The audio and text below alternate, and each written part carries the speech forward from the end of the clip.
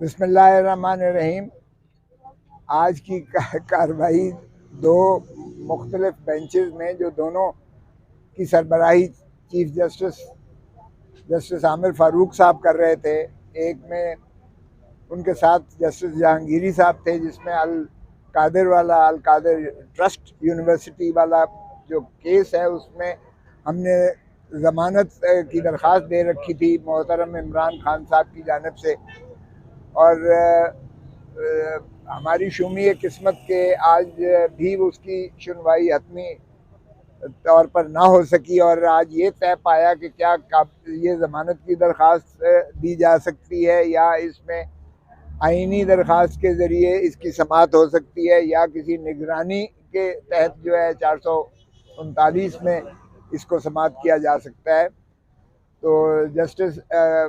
आमिर फारूक साहब और जस्टिस जहांगीरी साहब की बेंच ने इसमें ये तय कर दिया कि ये जो है दरख्वास्त ज़मानत ही की शक्ल में बराह रास्त अदालत आलिया को ये अख्तियार हासिल है, और ये किसी आइनी दरख्वास्त आर्टिकल 199 में या किसी निगरानी 439 ज़ाब्ता फौजदारी के तहत इसकी ज़रूरत चंदा नहीं है। और इसलिए अब उन्होंने कहा कि इसको ज़मानत के तौर पर ही बराह रास्त हम सुनेंगे, अगरचे ये अदालत अकाउंटेबिलिटी कोर्ट ने, एहतसाब अदालत ने इस दरख्वास्त को खारिज किया है। और हमारी नालिश ये थी कि इसमें CFO जो अगले दिन बयान देकर गया है, उसने बड़ा वाज़े तौर पर इसको दो हिस्सों में तकसीम किया। एक वो हिस्सा था जिसमें 190 पाउंड जो है नेशनल क्राइम एजेंसी बरतानिया ने ये जो रियाज फैमिली के अकाउंट्स थे उनमें जो है उसकी तफ्तीश तस्दीक करने के बाद, जिसको वेस्टमिनिस्टर लंदन की अदालत ने उस अकाउंट को फ्रीज़ किया था। जो शुरुआत हुई थी कि हसन नवाज ने वन हाइड पार्क, लंदन की एक प्रॉपर्टी जो है, उसने बेची और मलिक रियाज ने 50 अरब रुपए में ख़रीद की। ये अरबों खरबों में माशाअल्लाह ये नवाज शरीफ के फर्जंद अर्जमंद ये खेलते हैं, बहुत मुशक्क़त और मेहनत करते हैं, बहुत ज़्यादा जागीरें हैं, इनकी जायदादें हैं, इसलिए ये अरबों खरबों में ही जाएगा इनका।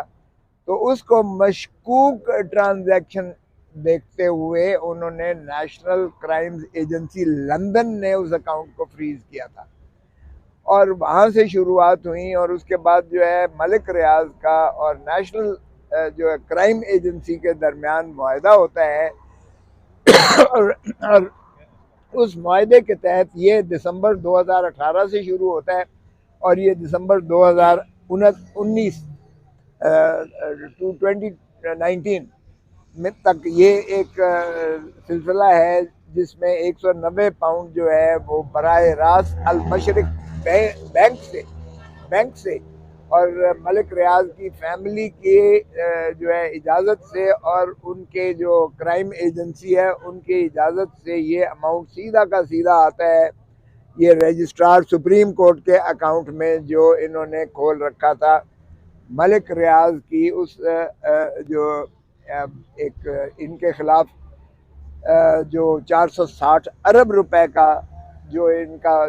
कहा गया कि ये इन्होंने शॉर्टफॉल इन्होंने जो है सिंध हुकूमत का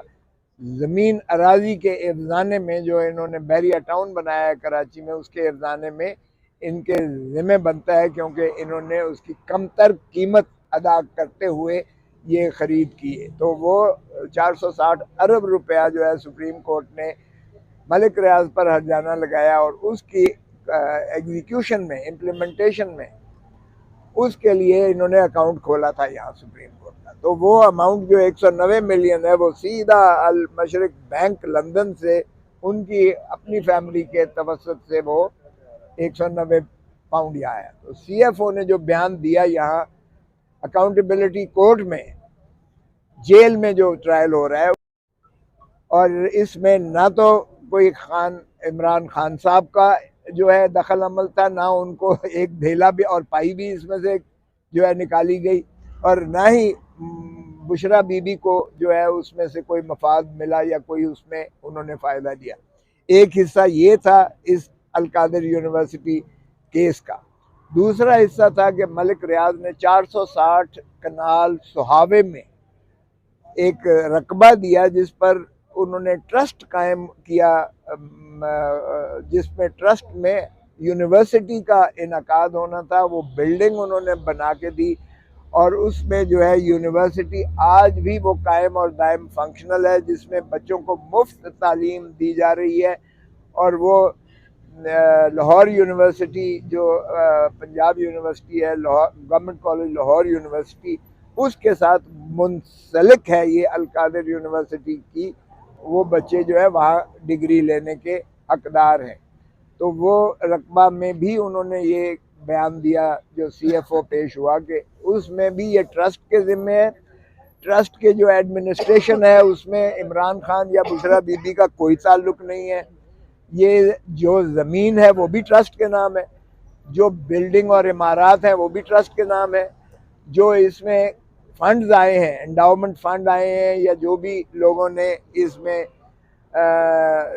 डोनेशंस दी हैं, डोनेशंस वो भी सारी ट्रस्ट के नाम है। और ट्रस्ट को एडमिनिस्ट्रेशन चलाती है जिसमें इमरान खान या बुशरा बीबी का कोई दखल अमल नहीं है और ना ही इन्होंने एक ढेले का इसमें से मफाद उठाया है। तो हैरत है, हैरत ये है कि अलकादिर ट्रस्ट वाले यूनिवर्सिटी के मुकदमे भी